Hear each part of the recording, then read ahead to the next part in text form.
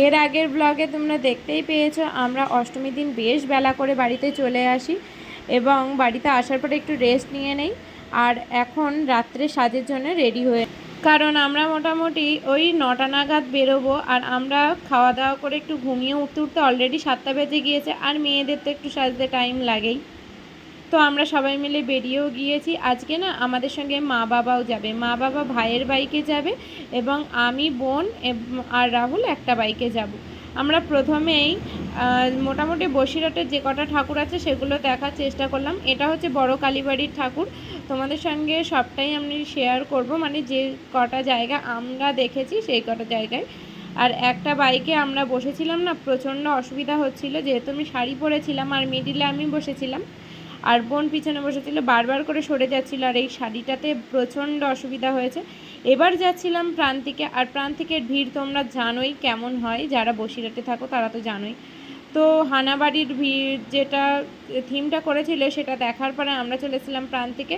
আর প্রান্তিকেরটা দেখার পরে আমরা এখানে একটু খাওয়া দাওয়া করে চলে যাই অন্য জায়গায়। তবে হানাবাড়ি আর প্রান্তিকের এই যে শিব মন্দিরটা করেছিল এই দুটো কিন্তু খুবই সুন্দর হয়েছিল। তোমরা যারা যারা দেখেছো অবশ্যই তোমরা কমেন্ট করো কার কোনটা ভালো লেগেছে। আমার কিন্তু বেশি প্রান্তিকের এই ঠাকুরটা ভালো লেগেছে, কারণ প্রাণের শহরের যে হানাবাড়িটা সেটা না আমার বেশ হাস্যকর মনে হয়েছে, বিশেষ করে ওই ভূতগুলোকে দেখে। তো বাইরের থিমটা তো বেশ ভালোই ছিল। তারপরেই আমরা চলে গিয়েছিলাম একেবারেই যে 35 ফুট দুর্গা ঠাকুর হয়েছে বঙ্গশ্রী ক্লাবের উদ্দেশ্যে। তো সেখানে আমরা রাত্রেই যাই, মানে অষ্টমীর দিন রাত্রেই যাই। এর আগে সবাই তাড়াতাড়ি দেখে নিয়েছে, কিন্তু আমার এটা অনেকটাই পরের একটা ভিডিও।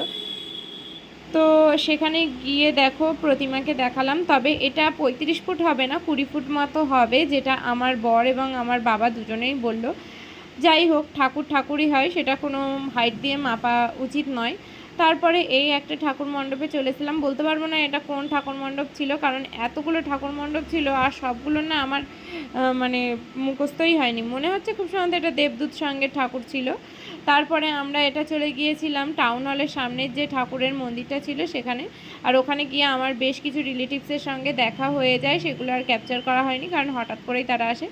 তারপরে আমরা একেবারে উইদা গ্রিনে চলে গিয়েছিলাম, এছাড়াও একটা ভিডিও। তারপর চলে গিয়েছিলাম আমরা যে ইছামতি যে নার্সিংহোমটা তার অপোজিটে, মানে ফায়ার ব্রিগেডের ওখানটায়, যে প্রতি বছরই সুন্দর সুন্দর প্যান্ডেল করে। তবে এবারের যে থিমটা পুরোই হাস্যকর হয়ে গেছে, অঘরী নৃত্য করেছে। আর এখানে দেখো নাচগুলো পড়ে মনে হচ্ছিল আমার নিজেরই এত হাসি পেয়ে যাচ্ছিলো যে তোমাদের কি বলবো।